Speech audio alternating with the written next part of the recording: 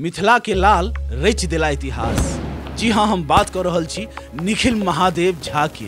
और इतिहास एहि दुआरे नहीं रचलखिन है जे दूरदर्शन पर आवे वाला रियलिटी शो शुरू के एकलव्य में टीवी राउंड तक पहुँच गलखिन है। इतिहास एहि दुआरे रचलखिन है जे मैथिली नव गायक के रूप में स्थापित भ गेला के बाद, जी हाँ, युवा मैथिली गायक के रूप में वो स्थापित लमसम भ चुकल छलखिन और हुनका पूरा मिथिला जे छै जानऽ लागल रहे, हुनकर गीत संगीत से प्रेम करै छलै।